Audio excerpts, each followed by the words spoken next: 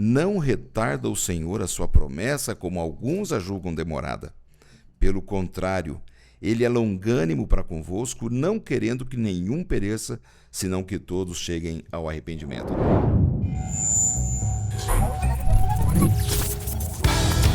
Bom demais, Inverso no Ar, tudo bem contigo? Bem-vindo ao nosso podcast aqui, entre amigos, em família, com você, cada vez mais com a gente. Quantos episódios juntos, esse papo gostoso, nos comentários a gente vê que desse jeito bacana, informal de ser, a gente vai falando sobre a Bíblia, sobre coisas diferentes, especiais e eternas. Para você que está chegando agora, Inverso, por quê? No mundo de ponta cabeça, quando a gente pensa de uma maneira invertida, a gente acerta o rumo na direção do céu. E essa é a razão de estarmos aqui com convidados ilustres, amigos, duas pessoas que estão vindo pela primeira vez hoje, que honra, que legal, em tantos episódios aí, já tem um de casa que eu vou apresentar rapidinho, mas é bom demais estar contigo, tá bom? Curta, compartilha, concorda, discorda, elogia, reclama, mas participa, vem com a gente. O Inverso já se mostra um espaço bíblico, um espaço de acolhimento, um espaço de crescimento espiritual, onde a gente conversa mesmo, assuntos extremamente propícios. E hoje, só para você entender o tema, eu vou te jogar uma frase. Alguém esses dias disse, se não é o fim do mundo, pelo menos é o ensaio dele. E eu só vou te deixar essa deixa para você já ficar pensando o que é que vem no assunto de hoje, extraordinariamente oportuno em tempos de calamidade que vivemos. Já vou apresentar meus ilustres convidados, vem para cá. Rodrigo, é a 19ª vez que você vem por aqui, né, Rodrigo? Eu quero ver o que você vai falar de mim agora, porque já assim, falou Rodrigo, tudo. Já conhece tudo, já tá aqui. A gente sempre traz alguém da equipe da comunicação aqui, um pessoal que trabalha com a gente, porque a gente fica aqui até mais à vontade, a ideia é desenvolver talentos e deixar espaço para conversa. Rodrigo é uma pessoa que trabalha com a gente diretamente há quantos anos, né, Rodrigão? E ali cuidando da parte de estratégia digital, de inventividade tecnológica, inteligência artificial, enfim. Mas é o Rodrigo, membro de igreja, cristão, estudante da Bíblia, pai, esposo, cidadão. É um camarada que vem aqui para questionar e mais perguntar do que responder, né, Rodrigo? Isso aí. Isso é bom, porque olha com quem nós estamos aqui, amigo. Eu não preciso falar muita coisa hoje, porque os dois que estão aqui são de peso em relação a conhecimento, então... Não, a gente está aqui à vontade, professor, pastor, mestre, vai fazer o quê, né? Aqui o currículo é grande, professor Esinaldo, tudo certinho? Um prazer, pastor. Coleção de mestrados, aqui eu não vou nem... Me conta um pouquinho, em vez da gente fazer toda a biografia, fala um pouquinho pra gente do Esinaldo, pastor, professor, acadêmico e, sobretudo, cristão. Tá, ok. Eu nasci aqui em São Paulo, eu fui graduado, eu graduei em Teologia em 2006, aqui no NASP, em Engenheiro Coelho, e depois eu fui trabalhar em Belém do Pará. Belém do Pará. Cima. Isso, lá eu fiquei 17 anos trabalhando lá no norte. Os meus filhos nasceram lá em Belém do Pará. Eu tenho dois meninos, o Benjamin Derek, de 7 anos, e o Richard Derek, de 3 anos de idade. Eles nasceram lá em Belém. Então, lá em Belém, eu trabalhei no Hospital Adventista de Belém, trabalhei também cuidando de algumas igrejas, e depois eu trabalhei como professor de teologia na FAMA, nossa Faculdade Adventista da Amazônia. Okay. Lá eu lecionei as matérias de Antigo Testamento e também hebraico. Que legal. E depois eu vim transferido aqui para o NASP Engenheiro Coelho. Cheguei ano passado, em 2023. Tá chegando aqui com a gente. Tá recente. curtindo a área de São Paulo. Sim, bom, voltando aqui para a terra. Hoje eu seleciono aqui matérias ali. Leciono também Antigo Testamento e hebraico. Continuo as mesmas né, matérias que eu lecionava lá na FAMA. Admiro. Hebraico é uma coisa assim que deixa uma pulguinha atrás da minha orelha. É um desafio, viu? Ô, professor, parabéns. Um desafio. Obrigado. Como a gente precisa de gente que entende a Bíblia, que apresenta para as novas gerações uma Bíblia relevante. E agora, saindo totalmente do roteiro, como é que você avalia hoje a nova geração de estudantes da Bíblia para serem futuros pastores? Certo. Eu acho que essa nova geração ela está mais conectada às informações da atualidade, né? Justamente por causa do avanço da tecnologia, lógico. Então isso é um desafio para nós também, que estamos em sala de aula lecionando. Eu acredito que nós temos que nos atualizar, porque as pessoas estão mais questionadoras também, justamente por causa do acesso às informações e etc. Eu fico pensando, quando eu fiz teologia, amigo, não existia nem YouTube, Rodrigo, né? Muito menos podcast. De repente você está falando hoje com um nível de professores, de alunos e futuros líderes religiosos, mas também é uma super informação com muita superficialidade. Exato. Né? Então exatamente. vem o hebraico, vem o Daniel, Exato. vem livros profundos e proféticos. Obrigado, professor. Aqui a gente está à vontade, tá? Sim. Se quiser falar hebraico, a gente não vai entender nada, mas é importante a gente estar Pastor, o senhor estudou hebraico, como você não vai entender nada? Meu amigo, não vou nem contar pro professor Passou aqui. ali da tampa, Como é que né? foi? Como é que foi? Bom, o próximo, gente, dispensa apresentações e por isso merece muita apresentação. Ei. Vamos lá, grande Lanza, é amigo, é brother, é parceiro de trabalho. Vamos falar um pouquinho, Lanza. Quem é Lanza? O camarada que ficou por 11 anos direto na TV Novo Tempo apresentando programas, 9 anos no Lições da Bíblia. Eu tenho um respeito, um carinho, uma admiração. Lanza formou gerações de alunos. Foi meu Fala um chefe. pouquinho aí como é que é Lanza aqui no Podcast Inverso. Oi, gente, olha, um prazer estar com vocês aqui, viu? Obrigado, Daílson, pelo convite. E a gente está aí nessa caminhada já há algum tempinho, né? Quase perto da aposentadoria já. Que isso, tá longe, e tá a longe. gente olha para trás e vê a bondade de Deus, Amém. né? Como Deus dirige a vida da gente, cuida da gente, como de todos nós aqui, de daqueles que estão assistindo a esse podcast. E quando a gente confia em Deus e vai dando os passos, né? Claro. Deus vai trabalhando. Eu acabei passando por vários setores da Fala pra igreja, gente. né? Da obra, né? A parte de distrito pastoral, igreja. Aí fui para educação, que eu fiz uma outra faculdade, além de teologia, eu fiz jornalismo, acabei indo coordenar a faculdade de comunicação aqui no NASP, na nossa universidade, alguns anos ali. Depois eu fui para o Rio Grande do Sul. Trabalhei como pastor, como administrador, fui secretário do campo lá, de um dos campos, né? Também comunicação, diretor da rádio, fiz toda a minha trajetória com comunicação já, que eu já estava, né? Acabei sendo aproveitado lá, depois fui para Novo Tempo, fiquei também alguns anos ali. E nos últimos 6 anos já, eu estou aqui no interior de São Paulo, na Associação Paulista Oeste, que é um dos escritórios da Igreja Adventista aqui para São Paulo. E tem sido uma experiência extraordinária. Primeiro porque eu sou do interior, né? Sou nascido e criado ali bem próximo a São José do Rio Preto. Sou nascido e criado em Araçatuba. É como voltar às origens, mais próximo da aposentadoria. Isso é bem interessante. A gente acaba revendo os amigos que eram da juventude, solteiros na minha época. A gente vai encontrando agora tudo líder de igreja, avô, ancião. E a gente vai encontrando os camaradas e ver como Deus cuidou deles também. E essa volta tem sido muito legal. Relembrando os amigos que a gente tem nesse interior. E também o privilégio de servir, né? Porque eu sempre falo para minha esposa e para os meus filhos, se tem uma coisa que a gente tem que ter na cabeça, é que Deus nos chamou para servir. Aonde você estiver, né? O Zinaldo foi para o norte, foi para outras regiões do Brasil, está aqui na faculdade. Quando a gente se coloca nas mãos de Deus e não na frente de Deus, porque às vezes tem gente que fala assim, eu quero servir a Deus, mas tem que ser em tal lugar, em tal setor. Sirva onde você está, é Deus quem está dirigindo e conduzindo tudo. E hoje, né, olhando para trás, eu que já estou próximo da minha aposentadoria, eu olho para trás e fico vendo assim, gente, se eu fosse dirigir a minha vida, eu acho que eu não teria dirigido tão bem quanto Deus, porque eu só tenho gratidão. Que legal. Né? Que legal. Tem momentos que às vezes você passa por provas, por dificuldades, claro que tem. Qualquer setor tem, né? Qualquer lugar que você for trabalhar, você vai ter desafios, né? Mas eu só tenho a agradecer. Tenho muita gratidão a Deus pela maneira como Ele conduziu minha vida, né? E aí tem amigos, né? Trabalhei com o Rodriguinho lá no Me aturou interior. por 2 anos lá. Olha aí. Deu trabalho, mas é gente boa pra valer. E aí o Rodriguinho, um amigo meu, viu, Rodriguinho? Chamou você pra trabalhar com ele e falou assim, me libera ele rápido pra segunda-feira que vem. E aí, em tal dia, nós vamos fazer a despedida dele. Faz 3 anos. Faz 3 Estou anos. aguardando a despedida dele. A gente trabalha tudo junto aqui, é tão bom, gente. Esse é o clima da comunicação, senhor Zinaldo. A gente trabalha aqui nessa área. E é privilégio, né, Lanza? A gente olhar e eu acho que Com você certeza. talvez tem mais para olhar para frente do que para trás, mas é legal ter essa ação de graça.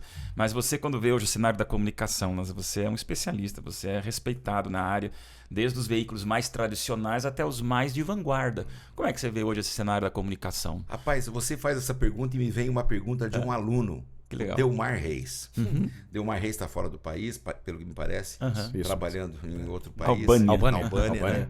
E o Delmar um dia na sala de aula falou assim, professor Lanza, será que vai chegar um dia da gente ver um cenário de comunicação tão desenvolvido, que a gente está aqui na faculdade, poucos alunos, não sei o quê, a gente, né, TV Novo Tempo era pequenininha naquela época, né?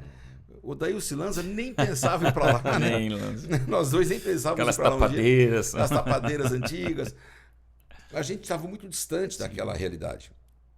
Aí eu falei assim, gente, vocês estão estudando para servir a Deus onde quer que for, mas eu creio que Deus tem um plano muito especial. Eu ainda não consigo ver, mas eu estou entendendo que Deus tem uma mensagem. Olha, hoje 20 anos depois dessa pergunta, 21 anos depois que o Delmar fez essa pergunta, faz 21 anos. Eu olho para trás, rapaz, que Deus fez pela comunicação, o privilégio de termos alunos, centenas de alunos espalhados pelo Brasil e pelo mundo. Pelo mundo, né? Né? Da Associação Geral, que é o nosso escritório mundial, ali em Washington, até nós aqui, a gente vê alunos servindo frutos da universidade. Isso me arrepia, sabe? Que bom. É um legado que o curso de comunicação deixa para a igreja, o desenvolvimento. Para esse momento, Deus começou um trabalho 20 anos atrás. Que legal. Então fica aí o recado para você que está vendo um podcast através das redes sociais, do nosso canal. Perceba que hoje, de um relógio até um celular, de um óculos digital até um tênis tecnológico, a gente tem essas ferramentas.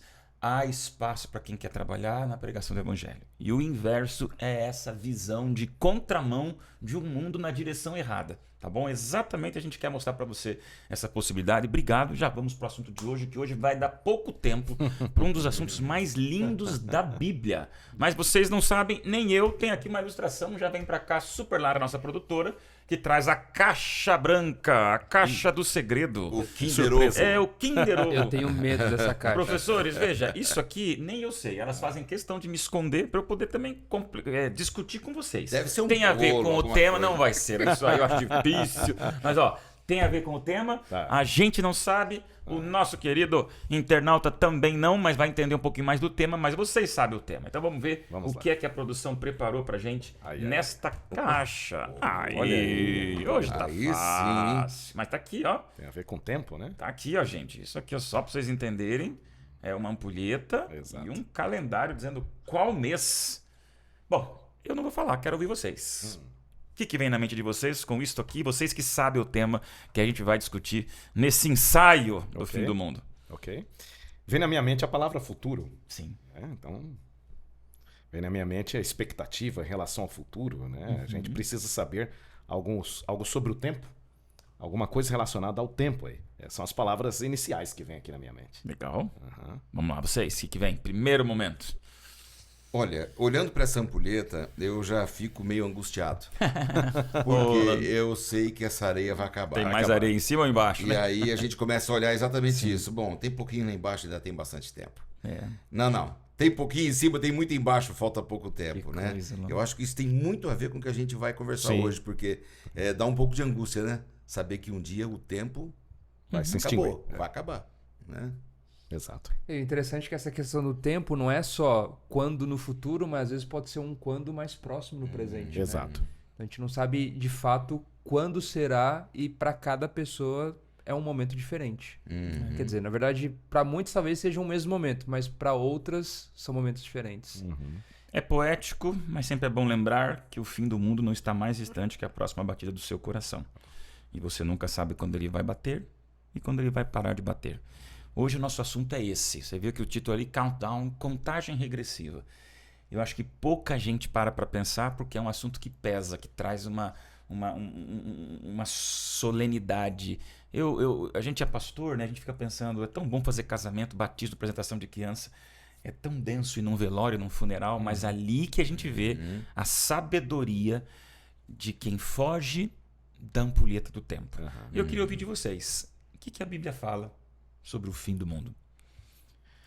Aí, quem começa? Olha, eu não fiz teologia, então eu tô aqui só para instigar vocês. Eu quero em hebraico. Hoje eu vi. Tá? Em hebraico. Olha, como eu sou um cara muito cordial, eu prefiro que eu também, claro. Puxa vida. Vai lá, Rodrigo. Não podemos.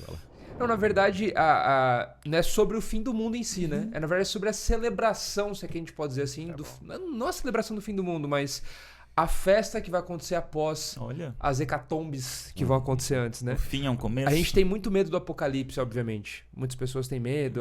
O livro do Apocalipse em si é um livro, às vezes, um pouco tenebroso para muitas pessoas.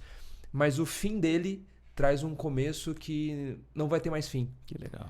Então, eu acho que esse é o momento que a gente anseia como cristão, a gente anseia por... Até a gente brinca quando vai despedir, eu lembro quando namorava minha esposa, a gente ia despedir, mas a gente não podia ficar junto mais tempo, ou quando você vai num acampamento e você encontra amigos, e daí passa 3, 4 dias, você tem que ir embora, e você fala, não podia passar mais tempo. Então vai chegar um momento que a gente não vai ter mais esse adeus, esse até logo. Vai ser para sempre.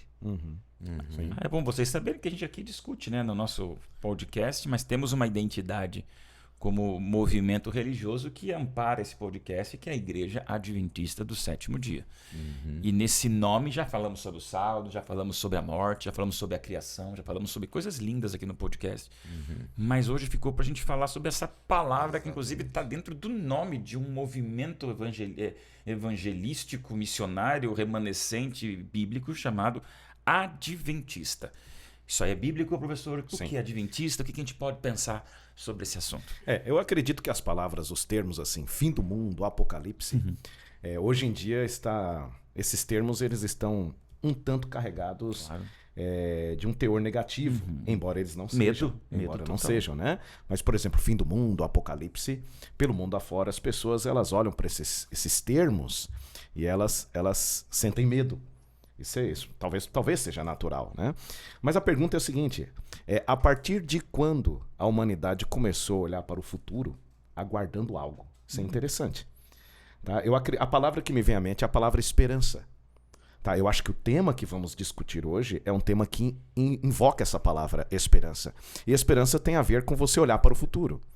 E a pergunta ela volta de novo: a partir de quando a humanidade começou a olhar para o futuro esperando algo? Se vocês me permitirem, eu posso abrir o texto bíblico. Acho que aqui é o lugar, né? E sem pressa. Eu acho que é Gênesis, capítulo 3, verso 15. Começa lá, então. Acho que seria. Olha, cheio de Apocalipse. Exatamente. Talvez o internauta esteja esperando que a gente abrisse no último livro, não? Vamos começar, então, pelo começo. Tá? Gênesis, capítulo 3, verso 15. Esse texto aqui ele é muito, assim, estratégico. Tá? Ele é muito, assim, fundamental, posso dizer. Justamente por esse tema. O pecado entrou no mundo. Na verdade, já estudamos esse assunto aqui, né? Aqui no podcast e tal. O pecado entrou no mundo, e desde quando o pecado entrou no mundo, Deus ele colocou em prática o que nós chamamos de plano da redenção, que na verdade já havia sido estabelecido antes mesmo da entrada do pecado, né? O plano da redenção. E aqui é o momento em que Deus, em primeira mão, vai revelar esse plano da redenção para a humanidade. Eu quero ler o texto. Gênesis 3,15. É o próprio Deus falando aqui para o casal no paraíso. Porém, inimizade entre ti e a mulher, entre a tua descendência e o seu descendente. Este te ferirá a cabeça, e tu lhe ferirás o calcanhar. Bem, esse texto mostra uma profecia. Na verdade, é uma profecia messiânica, onde aqui pela primeira vez é apresentado para a humanidade a esperança de um redentor. Alguém que lá na frente iria derrotar o mal, e essa derrota do mal iria resultar na salvação da humanidade. Esse descendente da mulher aqui é o próprio Messias. É certo que ao longo do tempo, ao longo dos versículos seguintes, isso aqui vai ficando mais claro, não somente para Adão e Eva, mas para nós leitores hoje. A gente vai entender que esse descendente aqui era o futuro Messias. E a gente percebe isso, que dali em diante, não somente o casal Adão e Eva, mas toda a humanidade começa a olhar para o futuro com essa esperança. A esperança da primeira vinda do Messias, ou então da vinda do Messias. Por exemplo, se nós formos para o capítulo seguinte, que é o capítulo 4, o versículo 1, há um elemento interessante nesse verso aqui. Coabitou o homem com Eva, sua mulher. Esta concebeu e deu à luz a Caim. Então disse: adquiri um varão com auxílio do Senhor.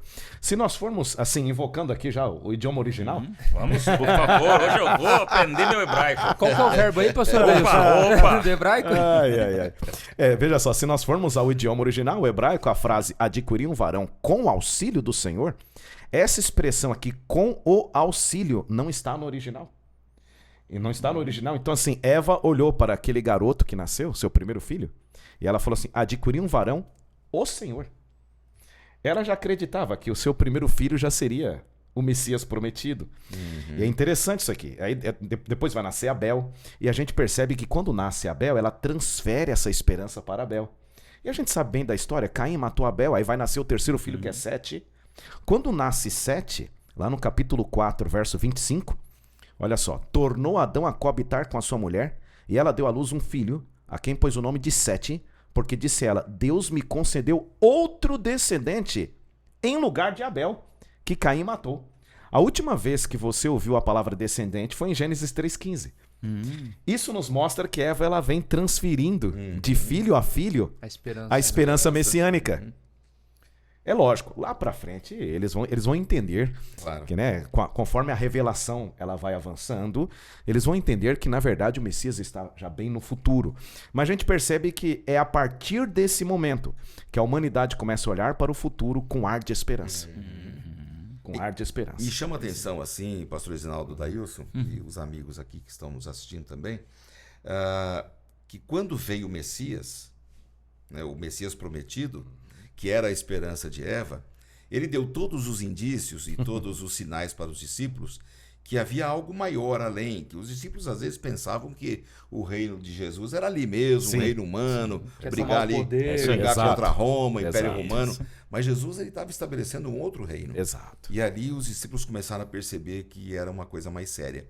No grande sermão profético de Jesus, ali escrito em Mateus 24, no verso 3, os discípulos eles falam com Jesus o seguinte: diga pra gente o que é que vai acontecer no fim de todas as coisas, na consumação do século, antes da tua vinda. Exato. E Jesus faz uma descrição extraordinária dos sinais que aconteceriam um pouco antes da segunda vinda, do seu retorno a essa terra, que seria a consumação final, o motivo da ampulheta, o countdown. Então os discípulos perceberam que havia um countdown. O cronômetro tinha dado play nele. E eu falei assim, peraí, conta pra gente, que agora a gente está percebendo que houve uma disruptura na nossa ideia de reino. Exato. E o que vai acontecer? É fim do mundo? O que está acontecendo? Então Jesus começa a falar uma série de coisas incríveis que vão desde falsos cristos até a pregação do evangelho, né? Que a gente com certeza vai poder ainda citar alguns deles aqui. E dentro dessa visão dos acontecimentos finais, quando a gente olha para o tempo que a gente está vivendo, não existe um outro tempo a não ser esse. Nós sabemos que profeticamente nós estamos vivendo dentro do tempo do fim. Pela descrição bíblica, desde Daniel, indo até Apocalipse, a gente percebe que estamos dentro do tempo do fim, mas não no começo do tempo do fim. Nós estamos no fim do tempo do fim. Exato. E aí é que está. Jesus pode voltar a qualquer momento. E aí você fala assim, isso é conversa. Como é que pode? Você não tem condições. Às vezes eu, na minha inocência da juventude, eu ficava pensando assim, como é que vai ser esse negócio, né? Eu era jovem, sonhos pela frente da minha vida, solteiro. Como é que vai ser, né? Um evento, Jesus vai aparecer para o mundo todo ver, e sinais e tantas coisas que iam ter implicações mundiais. Como é que vai, né, fazer isso acontecer no mundo todo de uma só vez? Aí eu amadureci, anos se passaram, sou avô, né, perto da aposentadoria e passo pela pandemia. Na hora que a gente passa pela pandemia, que a gente vê que por uma canetada tudo pode trancado, mudar. Igrejas são trancadas, comércio é fechado, de um dia para o outro, ruas são vigiadas de um dia para o outro. Eu falei assim, entendi. O que vai acontecer é rápido, soterramento rápido, vai ser de uma hora para outra, vai ser inesperado. Então a gente precisa ficar atento. Né? Quando o tema é volta de Jesus, um cronômetro invertido aqui, né? Que já se ampulheta, que já se foi, ó. Ó como passa. Passou. Acabou, vira de novo. Vamos lá. A gente não acabou ainda aqui, né? Então, assim, quando a gente percebe isso, que realmente o countdown está ativado e está no fim, está quase para zerar, vai dando um pouco assim de ansiedade quanto a este futuro iminente. Jesus estava... É uma ansiedade, claro. Quem tem Jesus, ela é controlada, né? Quem não tem deve estar tomando remédio, porque a angústia é grande. Sem dúvida, ansiedade. Então, isso me chama a atenção. Uma ligação muito legal que o Reginaldo fez. Desde que entrou o pecado no mundo, nós estamos aí com esse cronômetro, nessa expectativa. Essa ânsia, né? Essa ansiedade de ver Jesus voltar, né? Professor Reginaldo, eu vou fazer uma pausa aqui, equipe de produção e captação, porque o que me chamou a atenção. Nós somos pastores e todos nós temos na Bíblia a nossa grande companheira. Mas a sua Bíblia me chamou a atenção. Mostra aí pro pessoal. Olha isso aqui, gente. Levanta a Bíblia. Eu não quero respeitar seu livro, mas consegue mostrar aqui? Rapaz, olha isso aqui, só no verbete. Não, quando ele abriu ali, eu sou da época do verbete ainda, hein? Olha isso aqui, ó. Me disse isso aqui, não é homem de Deus que estuda a Bíblia e ensina as novas gerações. Me chamou a atenção. Quantos anos a Bíblia lhe acompanha? Já está aqui, cerca de uns 20 anos. 20 anos? Na verdade é o seguinte, eu já não tenho mais... olha a situação. Então olha Olha aqui. A coitada foi Olha bem aqui. usada. Há algumas páginas Ele aqui. já está escrevendo à mão. Aqui, ó. um Ó, há manuscrito. momentos Tá aqui. com você pegado aí? Tá bom. Há momentos aqui que eu não sei se eu estou lendo o texto bíblico ou aquilo que eu escrevo. Não, isso aí é Então, eu já diversão, tenho. tá? Não é brincadeira que alguém que tem uma Bíblia assim estudada, grifada, é sua companheira. Companheira. E aí eu lhe pergunto, Sim. com essa Bíblia que lhe acompanha, a volta de Jesus aparece na Bíblia? Pergunta óbvia, mas lógico, você já vai discorrer sobre os ela. estudiosos sobre o tema da segunda vinda, eles dizem que o tema da segunda vinda aparece cerca de 2.500 vezes ao 2.500 longo da Bíblia, certo? Então, assim, tanto no Antigo quanto no Novo Testamento. Justamente aquilo que o pastor Lanza falou, sobre a expectativa da segunda vinda, ali no primeiro século, os discípulos verdadeiramente eles já esperavam que o Messias por exemplo, ele iria trazer o reino da glória. Mas, na verdade, Jesus instalou ali o reino da graça, né? A primeira fase do reino. Sim. E é interessante que Paulo, que vem depois, quando Paulo começa a escrever as suas epístolas, ele já escreve já corrigindo esse detalhe. Há um texto interessante que é Romanos, capítulo 16, epístola de Paulo aos Romanos. Ele vai fazer um link daquilo que ele escreve aqui em Romanos 16 com o texto de Gênesis 3,15. Olha. Porque o texto de Gênesis 3,15, quando a gente lê aquele texto, a gente pensa na primeira vinda, certo? O descendente vindo, né, justamente para pisar na cabeça do inimigo ali, etc e tal. Só que olha só que interessante a maneira como Paulo usa, Romanos 16, verso 20, ele diz aqui, ó, e o Deus da paz, em breve, esmagará debaixo dos vossos pés a Satanás. A graça de nosso Senhor Jesus seja convosco. O contexto aqui é a segunda vinda.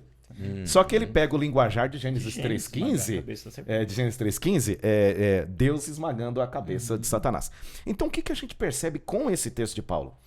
Que aquela promessa de Gênesis 3,15, na verdade, ela contém ali um duplo cumprimento. Então, Cristo pisa na cabeça de Satanás na primeira vinda e também na segunda vinda. Isso me mostra o seguinte: qual é a certeza? Respondendo a sua pergunta, né? Qual a certeza que temos hoje da segunda vinda? É porque a primeira vinda ocorreu.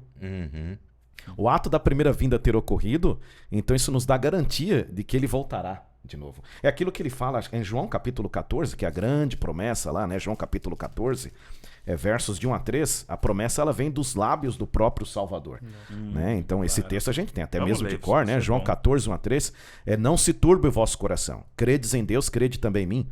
Na casa de meu pai há muitas moradas. E aí é interessante esse condicional que ele coloca.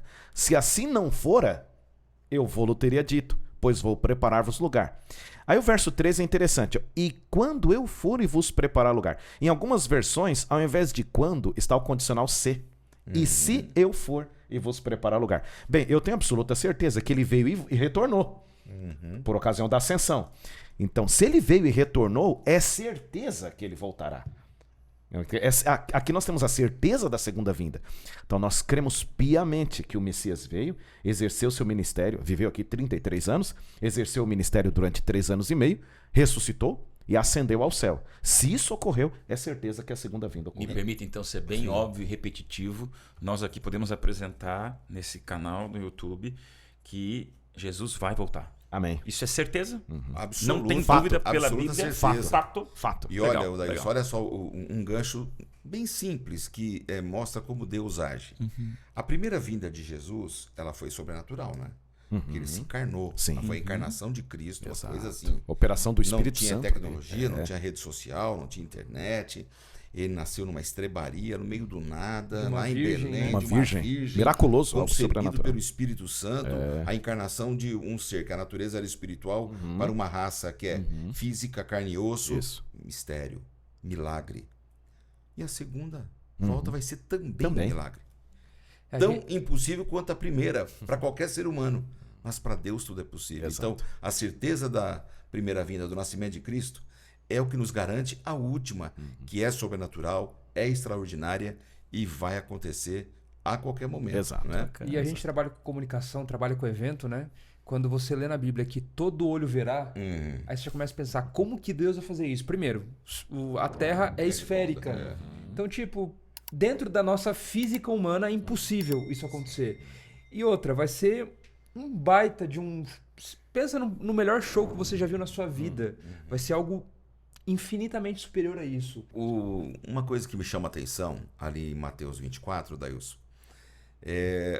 Jesus explicando para os discípulos os sinais, e parece que, tenho convicção pessoal, que Jesus estava vendo a gente no futuro. Porque quando ele começa a falar assim, olha, cuidado, para que vocês não se enganem. Então, o primeiro grande sinal da volta de Jesus é que seria um tempo marcado pelo engano. Gente, dá uma olhada nesse mundo de fake news, de discursos... Desinformação. Provocados por desinformação, discursos equivocados. Olha que tempo a gente está vivendo. Jesus fala assim, cuidado para que ninguém engane vocês. Ou seja, a gente teria que viver como se tivesse uma lupa na mão, que é a Bíblia. Olhando, será que eu posso pisar aqui? Será que está seguro? Cuidado para que ninguém engane. Surgirão falsos cristos por toda parte dizendo, falsas pessoas dizendo, eu sou o Cristo. Cuidado porque eles vão enganar muitos. Eu fico pensando, numa escala de 0 a 10, o que seria muitos, né? 7? 7,5? 8? É muita gente. É muita gente. Muita gente sendo enganada. Diferentemente de alguns, né? Quando usa a expressão alguns, aí temos muitos. Então a escala é bem maior. É muito, né? É muita gente. Se fosse alguns aí, uns 2, 3, né? Mas agora vai enganar muitos. 7, pelo menos, 7, 8. Aí vem ele falando de surgimento de falsos profetas. Cuidado, vão enganar muitos. Em seguida ele fala assim, porque a iniquidade, o pecado vai estar tão espalhado, tão praticado, que o amor de muitos, o amor de quase todos vai se esfriar. Quase todos mudou o grau de intensidade. Exato. De 0 a 10 é pelo menos 9. 9, exato. Então, falsos cristos, muitos, falsos profetas, muitos. Mas a morte do amor, o esfriamento do amor no coração humano seria a desgraça, o engano de quase todos. Pelo menos 9, até 9,9 é quase todos. Fantástico. Então você imagina o seguinte. Interessante isso aí. A gente está vindo para cá para gravar esse podcast e passamos debaixo de um viaduto, tem umas crianças lá abandonadas pedindo um dinheirinho para comer. Aí eu passo, meu coração não move. Não se sensibiliza, né? Não sensibiliza. Aí eu vejo uma mulher grávida no outro canto, dando de mamar para uma criança, moradora de rua, sem ter o que comer direito. E meu coração não move por aquela pessoa. O amor está morrendo. Aí quando João fala na sua primeira carta, né? Na 1 João 4:8, quando fala assim, ó, que Deus ele é amor, né? E aquele que não ama não conhece a Deus porque Deus é amor. Eu falo, peraí, se eu não amo, eu não conheço a Deus. Se eu não conheço a Deus, como é que eu posso estar preparado para a volta de Jesus? Como é que eu vou ansiar, desejar a volta de Jesus se eu não tenho esse amor? Então isso é um motivo de profunda reflexão para a gente, né? Em que estágio eu estou? Eu estou no ponto do engano, meu amor está morrendo, ou eu estou ligado, eu estou atento, não é? Com todo respeito à expressão, que é uma expressão até ruim, em que até que ponto eu estou diante das profecias e daquilo que a Bíblia me diz, ligado naquilo que eu preciso estar ligado, né? Porque o cronômetro está andando, Jesus está para voltar. E às vezes a gente está meio anestesiado, sabe? Tá tão legal, tá bom, tá melhor do que antigamente. Exato. A vida tá boa, tá indo bem, né? E até em contrapartida a isso que você está falando, quando Jesus voltar, as pessoas falam, mas Senhor, eu fiz muita coisa por você. Exato. Ele falou, não te conheço. Não conheço você. Porque você fez, mas talvez não tenha feito de coração, talvez não tenha amado quem você deveria amar de fato. E é muito complexo essa questão, porque a gente acaba julgando muitas vezes. A pessoa está lá porque ela decidiu estar lá, pedindo coisa, ela poder estar trabalhando, é uma pessoa forte e tal. Mas a partir do ponto que a gente julga, a gente não está fazendo nosso papel. Deus não pede para a gente julgar as pessoas, Ele pede para a gente amar elas. Então, se a gente dá alguma coisa e ela não tem merecimento para isso, aí é um problema dela. Agora, se a gente faz, mesmo que ela não mereça ou mereça, a gente está fazendo a nossa parte como cristão e como pessoa, né? É verdade. Vocês me chamando a atenção para uma realidade. Daí eu quero ouvir o professor Isinaldo. A gente fala tanto, né, na ansiedade, que é o mal do século, os desenhos animados que apontam as ansiedades como uma grande doença emocional, tudo está muito certo. Ansiedade, medo, apreensão, estresse, tudo mais. Mas agora vocês trazem à tona que, a despeito de todos esses maus do século, ativos, ansiosos e reativos, existe um mal que é um sinal da volta de Cristo, que é a indiferença. Então, a ansiedade ocupa os jornais. Mas eu não vejo ninguém falando sobre a indiferença da humanidade. Eu não sei nesses fóruns mundiais que fala da fome, mas é mais uma moeda de barganha dos ricos. Então eu falo assim, interessante, se fala tanto em ansiedade, mas não se fala quase nada de indiferença. Okay. Entre esses e outros sinais, professor, como é que a gente sabe que estamos no fim do fim? Ok. Aqui em Mateus 24, versículo 12, que é o texto que o professor Lanza falou, eu percebo que o que faz com que nós sejamos insensíveis, e atingindo até mesmo nós, o próprio texto ele apresenta, ó, e por se multiplicar a iniquidade. Então, antes de falar sobre o esfriamento do amor, a gente percebe que há um gatilho que vai esfriar esse amor. E por se multiplicar a iniquidade, o amor se esfriará de quase todos. O que eu entendo aqui, essa multiplicação de iniquidade? A primeira palavra que me vem à mente é justamente distração. Há vários elementos que podem nos distrair. Entendeu? Nos distrair exatamente daquilo que é o foco. Por exemplo, eu acredito que de tanto a gente se acostumar em ver mazelas, em ver o mal, talvez isso não esteja mais nos sensibilizando. Por exemplo, eu passo ali com o meu carro debaixo de uma ponte e vejo ali aquela mazela, de tanto ver aquilo, corre o risco. O coração tá duro. Exato, tá corre o risco insensível. também. Esse é um elemento que eu vejo debaixo desse guarda-chuva aqui. É certo que aqui, quando falei por se multiplicar a iniquidade, é justamente o aumento do mal. A semelhança como teve lá no tempo dos antediluvianos. Tá? Porque Jesus faz essa comparação, assim como foi no tempo de Noé. Será, certo? Então, pastor Daílson, o que eu vejo aqui? Uma mensagem para nós. Eu acredito que nós temos que estar focados na segunda vinda. Então, passa-se dias que nem o pastor Lanza acabou de dar um testemunho dele sobre a trajetória de trabalho. Né? Você estava lá, agora está aqui, etc. Ao longo dessa trajetória de trabalho, um problema pode ocorrer comigo, contigo, qualquer um de nós. Qualquer. A gente se acostumar com o tempo. Por exemplo, eu me lembro quando eu aceitei a fé, quando eu entrei na igreja, aceitei Jesus como Salvador, eu pensava que Jesus ia vir assim no ano seguinte. Eu acredito que é uma experiência que talvez, acho que todos passaram aqui. Era meio que um sentimento de Eva, né? Sentimento de Eva, exatamente. A expectativa ali e tal. O tempo passou. Então, mas nessa que o tempo passa, algo não pode esfriar. É a expectativa. A expectativa ela deve continuar, independente do tempo. Então eu acredito que ao longo desse período aqui, a gente não pode se distrair, até mesmo com coisas boas. Exato. Acho que o foco tem que ser a segunda vinda. Todos os dias pensar na segunda vinda, orar pela segunda vinda, pregar sobre a segunda vinda. Tá? Então isso deve nos alimentar sempre. Então essa frase, por se multiplicar a iniquidade, por mais que esteja falando de elementos negativos, pecaminosos, exato, mas eu acredito que debaixo desse guarda-chuva está tudo quanto for distração, até mesmo elementos positivos. Olha, amigos, me permita jogar lenha na fogueira e lenha molhada. Lenha molhada. Vamos lá. Eu tinha 9 anos quando me batizei. Tenho 49 anos. 4 décadas. Jesus não voltou. Imagina isso. Como é que a gente vai falar para alguém que está assistindo aqui e diz, vocês adventistas falam, mas meu bisavô já morreu. E falava da volta de Jesus. Eu queria só que vocês fossem um pouquinho, porque tem gente que... Mais prático. Você falou bem isso, o tempo é nosso maior inimigo quando você se acostuma a ele. Mas, gente, meu pai me batizou com 9 anos, sou filho de pastor. É um desafio 49, eu falo, 4 décadas meu Deus do céu. Mas, Daílson, aí, o apóstolo Pedro tem a resposta. Na segunda carta de Pedro, no capítulo 3, no verso 9. Legal. Esse texto ele é muito usado para aqueles que pregam sobre o tempo do fim e a volta de Jesus. Onde Pedro fala assim: não retarda o Senhor a sua promessa, como alguns a julgam demorada. Pelo contrário, ele é longânimo para convosco, não querendo que nenhum pereça, senão que todos cheguem ao arrependimento. Então, ele não está retardando. Que coisa, né? A nossa vida é tão pequena, é tão breve que a gente acha que ele está retardando. Nossa maneira de contar o tempo, né? Aí, a gente teve recentemente ali em Brasília. Vira aí. A gente teve ali em Brasília, né, no Maranata, né? Vocês sabem ali do sermão do pastor Bulhon, que foi um impacto muito forte. Foi. Eu me lembro quando, em 1985, eu cheguei para fazer teologia no NASP São Paulo. O pastor Bulhon fez a primeira semana de oração da minha vida no internato. Imagina isso. Foi impactante, cara. Ele era bem jovem, fez uma semana forte, poderosa, balançou o NASP, os teologandos, os teólogos.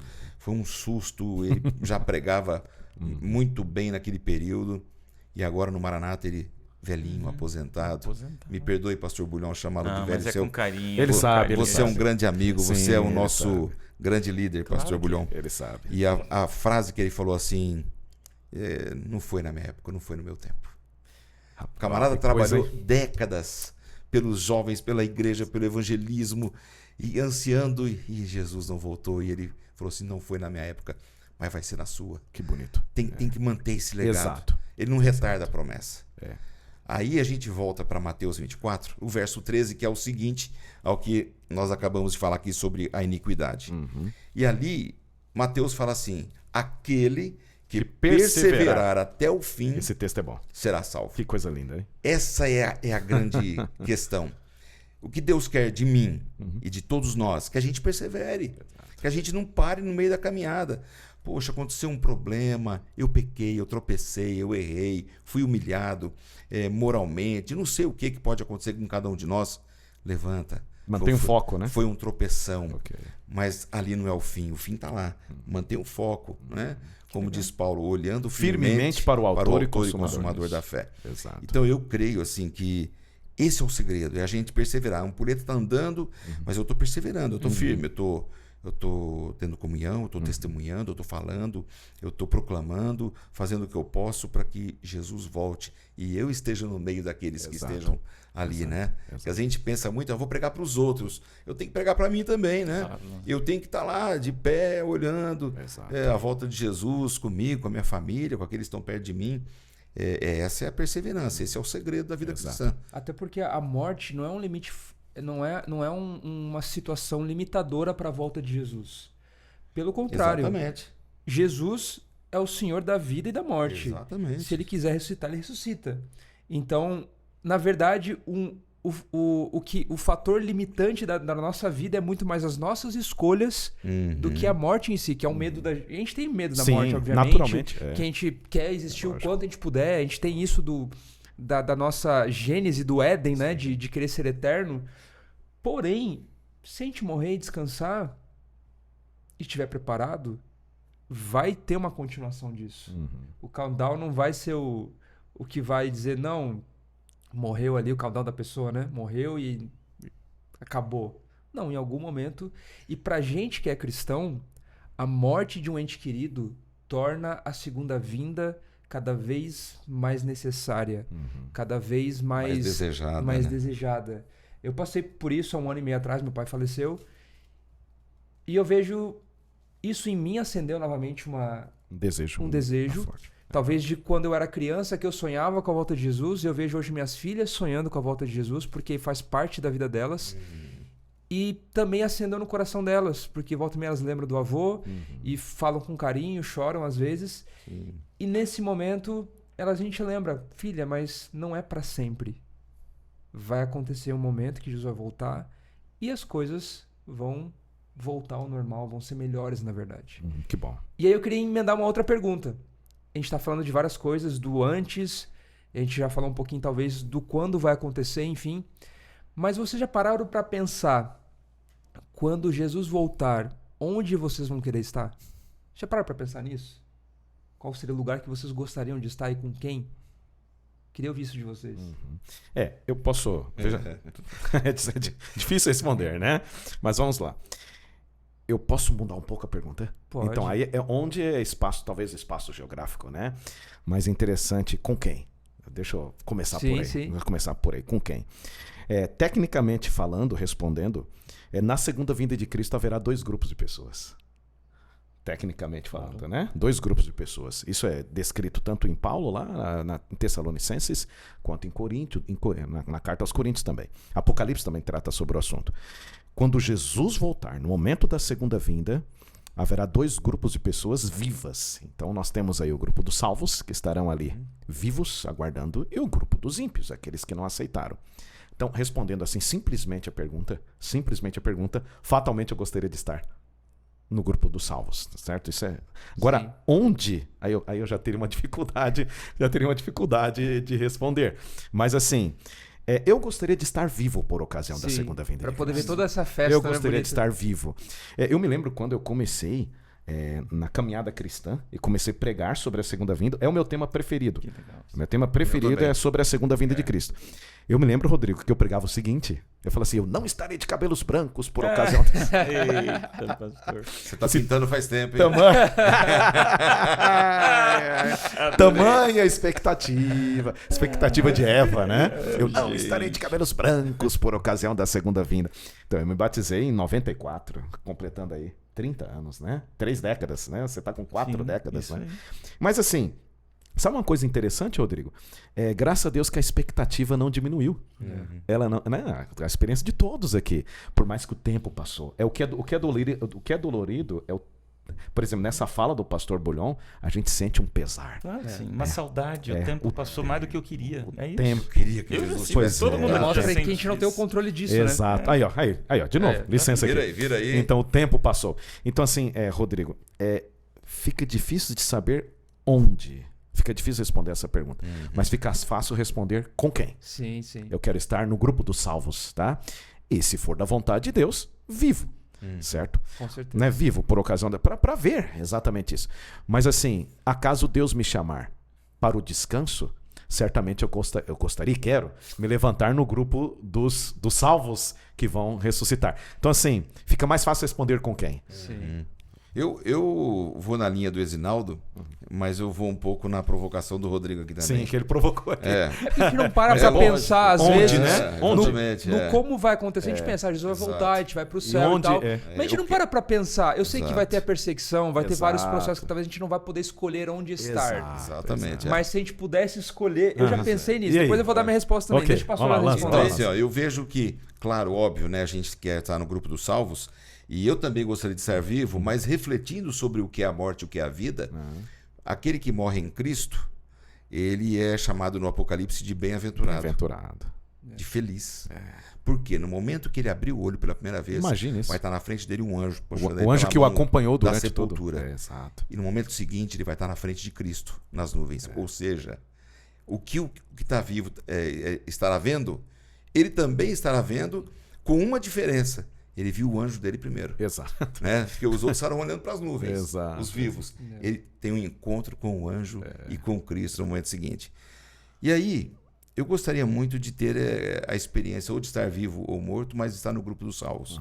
Mas eu gostaria muito de estar com a minha família. Legal. Pelo seguinte, eu tive o privilégio de visitar um cemitério muito conhecido da Igreja Adventista, na cidade de Battle Creek, nos Estados Unidos. Pastor Odailson, acho que Zinaldo, Rodriguinho talvez tenha ido também.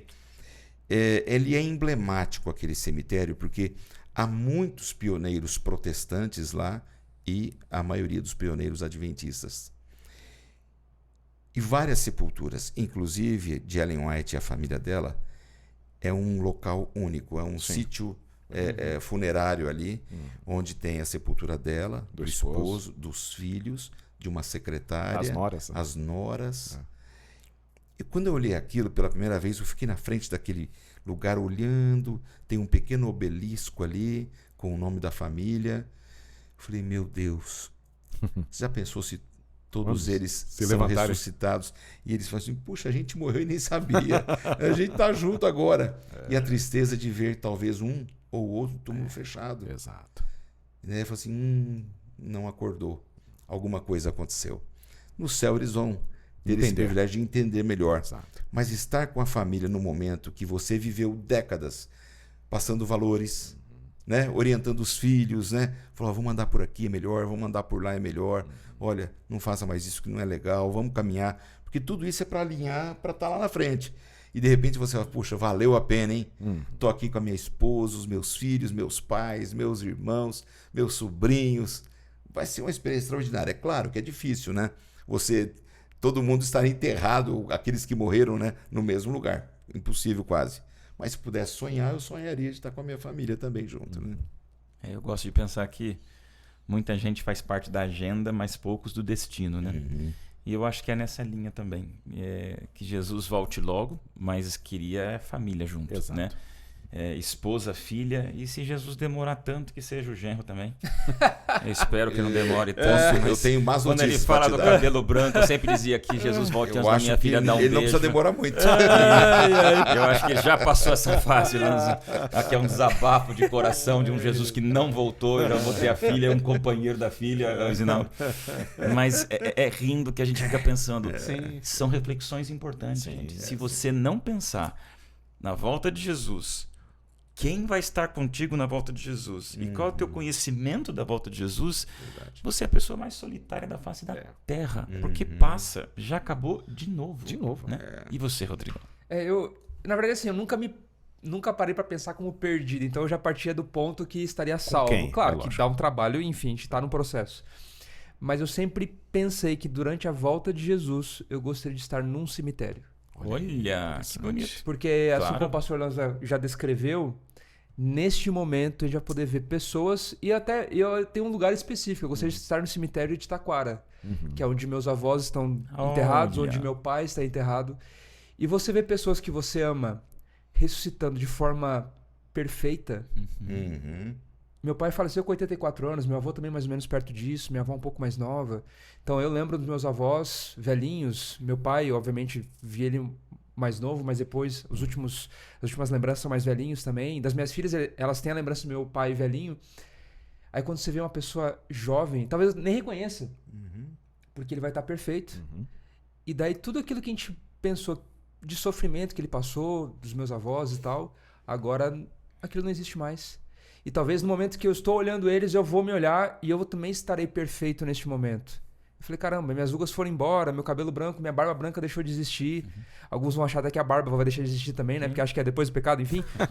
Mas vai ser, eu acho que um momento muito bonito e muito... E eu que trabalho com comunicação, gosto da parte visual e tal, eu acho que vai ser um momento marcante para os olhos. Vai ser. A gente nunca vai esquecer. Um outro lugar talvez seria muito interessante por essa cena visual, seria talvez perto do mar. As pessoas que morreram no mar, talvez saindo de dentro do mar ali, aquela coisa meio parece até um filme da Marvel, né? Meio Avengers, assim. Algo de ficção. Mas se a gente pensa que a ficção... Não deixa de ser uma ficção também, se a gente acha que a ficção é um negócio bonito, às vezes, de ver e tal, aquela coisa, aquelas cenas e a música... Eu até instigo as pessoas que estão assistindo. Imagina quando Jesus voltar, que é o Criador de tudo e de todos. Se a gente acha que a nossa criatividade é algo fora do sério, imagina aquele que criou tudo isso, que através da palavra criou as coisas. Então vai ser muito superior, vai ser algo que a gente não vai esquecer. E, enfim, eu não vou entrar no assunto, porque eu já ia entrar no que pena. Mas enfim, depois eu falo, que senão depois não tenho o que falar. Temos ali um tempinho a mais, mas é legal a gente pensar nisso, né, Rodrigo? A cada 4 anos acontece a maior audiência da face da Terra, né? São as Olimpíadas, não é na Copa do Mundo. As Olimpíadas trazem essa última 2 bilhões de telespectadores assistindo uma abertura com muitos problemas. Mas, enfim, é o momento do espetáculo da Terra. E a gente tem que pensar que isso não é nada. Um estádio para ouvir um grupo musical não é nada. Um espetáculo de fogos do Réveillon do Rio não é nada. A gente maximiza coisas que são muito pequenas. E eu acho que a segunda volta de Jesus, a gente precisa deixar essa saudade, essa impaciência, essa vontade, essa esperança, mas também essa felicidade. Sim, né? sim. Falando em felicidade, eu quero dar uma notícia de felicidade para vocês. Essa caneca é uma lembrança do nosso inverso. Professor Isinaldo, para você voltar eu tava aqui mais vezes, tentando Lanza. pensar como é que eu vou pedir, Não, já tá vocês vão ganhar uma lá embaixo. Vão ganhar lá embaixo caneca. embaladinha, bonitinho. Quando você puder vir aqui no inverso, Legal. vai ganhar a canequinha também. E a gente gosta de guardar uma lembrança. Ali, ó, uma foto bem especial, bem antiga, que fica automático ali, ó, sorrisão. Pera aí, eu vou tirar meu óculos. Tira uma sem óculos. Olha Vamos aí, lá. Vamos lá, então. Nós vamos um dia colocar aqui, ó, várias fotos dos episódios. Vamos lá. Legal, gente. Obrigado. Temos alguns tempinho? O Dailson, Vamos lá, Lança. você me permite, assim, Vamos. nessa reta final, fazer uma outra reflexão? Por que não? Que Bora. é o verso 14 do livro de Mateus 24. Que esse evangelho do reino será pregado para todo mundo, testemunha a todas as nações, e então virá o fim.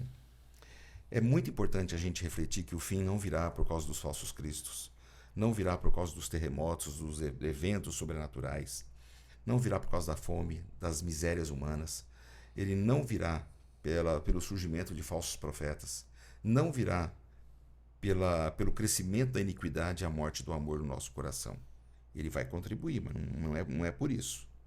O fim virá com a pregação do Evangelho. Eu tenho refletido muito nos últimos anos sobre essa questão da pregação do Evangelho, mas é onde eu estou nessa promessa, nessa solicitação, nessa promessa de futuro. Onde eu estou? Eu estou participando dessa pregação do Evangelho? E me incomoda um pouco, às vezes, a gente ouve pessoas falando assim, porque o Evangelho vai ser pregado para Jesus voltar. Parece que nós estamos dando ordem para Jesus. Eu prego e você trata de voltar. Gostei. Certo? Eu vou falar e você trata de voltar. Eu tô fazendo tudo que eu posso, Você você tem que voltar. Você tem que fazer a sua parte. Né? Que petulância. Então, a grande questão é, eu não prego para Jesus voltar. Eu prego porque ele vai voltar. E eu preciso dizer isso para as pessoas. Parece igual, mas não é. Eu não estou aqui para dar ordem, né? Eu fico muito incomodado, me perdoem os meus irmãos que estão assistindo isso aí e que às vezes você liga a televisão, o cara está falando assim, porque eu determino que o mal vai embora, eu te ordeno, eu te determino que você esteja curado. Orações. Rapaz, você não determina um segundo a mais no teu coração. Se teu coração parar, você pode determinar o que você quiser. O tempo é implacável. A gente não controla o tempo. Então eu não prego para ele voltar, porque eu não dou ordem para Deus, não. Eu prego porque eu me sinto parte da missão. Eu preciso fazer isso pelo meu semelhante. É porque ele vai voltar que eu tenho que pregar. E não para ele voltar. Eu acho que isso muda muito. E esta ordem de prioridade, olha, levou anos para eu amadurecer. E sério, 2020 para cá, pandemia, mexeu muito com a minha cabeça. A pandemia. E eu amadureci isso aí. Falei, chega, eu dei um basta, tirei o pé de tudo, desacelerei. Falei assim, peraí, preciso mudar o meu rumo.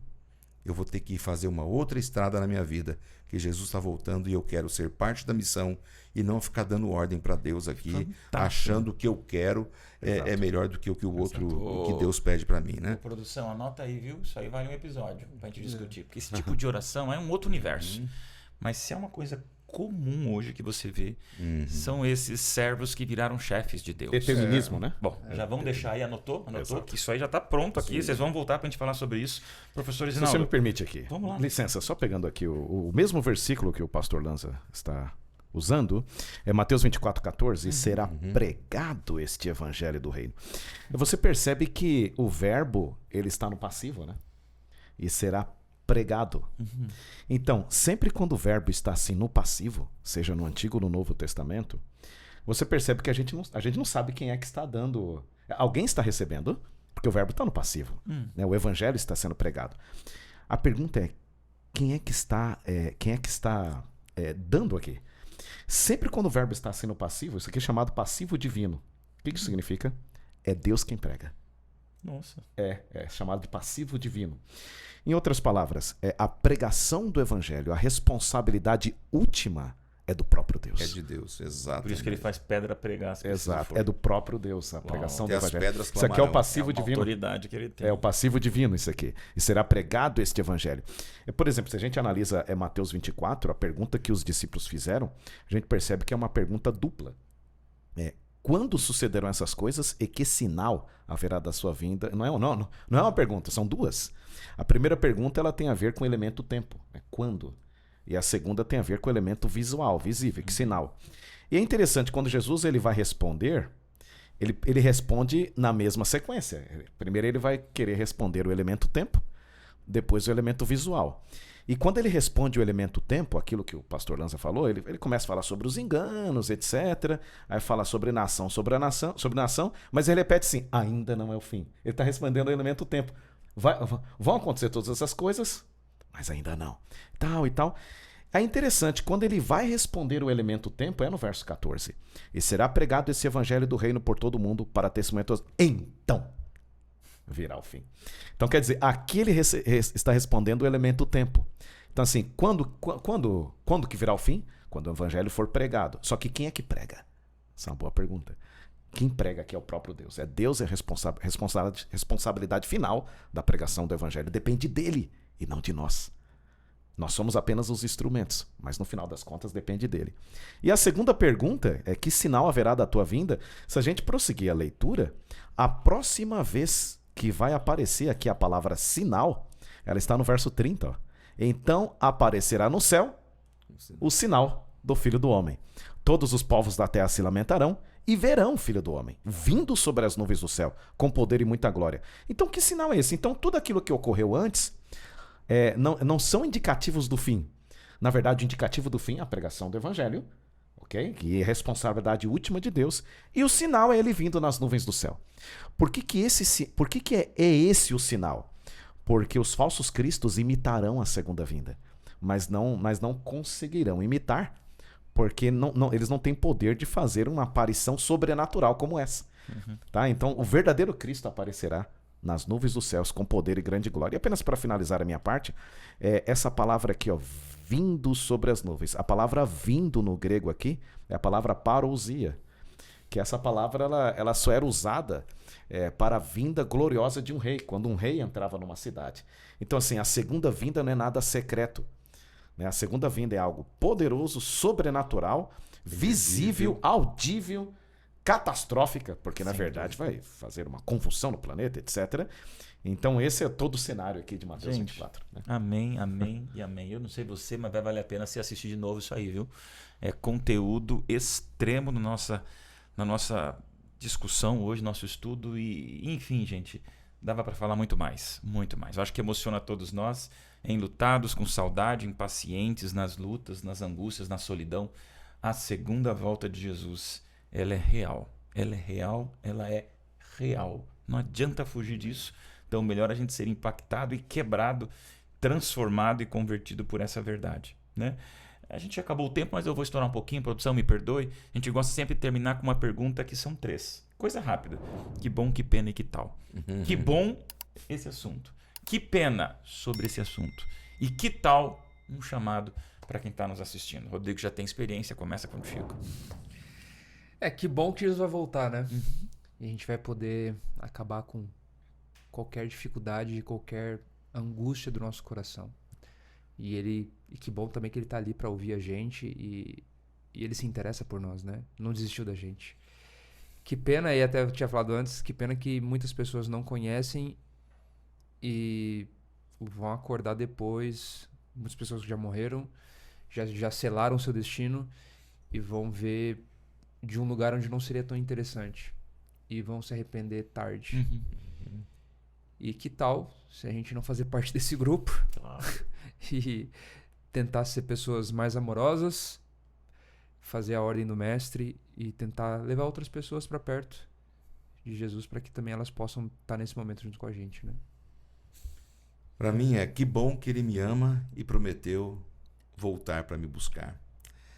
Que pena que muitos de nós estamos dormindo. Sim. E que tal acordarmos do sono, porque ainda dá tempo de se preparar para a vida eterna em Cristo Jesus. Ok. Para mim, que bom, pela esperança da segunda vinda de Cristo. O tema aqui nos traz assim um acalento ao nosso coração. Calor, né? É um calor, é muito bom esse momento aqui. Que pena porque ele não veio ainda. Né? E que tal eu e você nos prepararmos para a segunda vinda? Amém. Não tem como não fazer o chamado. Obrigado a vocês. Amigo Lanza percorreu aí mais de 400 quilômetros para vir aqui só para participar do podcast. O professor Esinaldo tem aula para dar daqui a pouquinho para uma nova geração de pastores. Rodrigão, você está com a gente aqui sempre, né? Mas é bom tê-lo também. Obrigado. E hoje não tem como, né? Alguns episódios a gente tem que terminar com uma oração. E quando fala da segunda volta de Jesus, está aqui, ó. Verdade. Que ele venha logo. Amém. O senhor ora com a gente? Ora sim. Oremos. Amado Senhor, nós queremos lhe agradecer pela esperança da segunda vinda de Cristo a essa terra. Amém. Que os nossos olhos se mantenham firmes no futuro, para o céu, que possamos olhar para cima, de onde virá o nosso Salvador em glória e majestade. Amém. Que quem estiver assistindo também tome essa mesma decisão de se colocar nas mãos de Jesus e de se preparar para a eternidade. Amém. Oramos em nome dele. Amém, Senhor. Amém. Amém. Amém. Obrigado pela tua audiência com a gente, obrigado pela tua partilha, curtição, comenta, concorda, discorda, mas faz o inverso chegar para todo o universo. Você já sabe, se o mundo está de ponta cabeça, pensando de um jeito invertido, a gente acerta as coisas na direção certa da Bíblia de Cristo do céu, porque ele está voltando e vai ser bom demais ter você lá com a gente. Até o céu, tá bom? Valeu, tchau, tchau.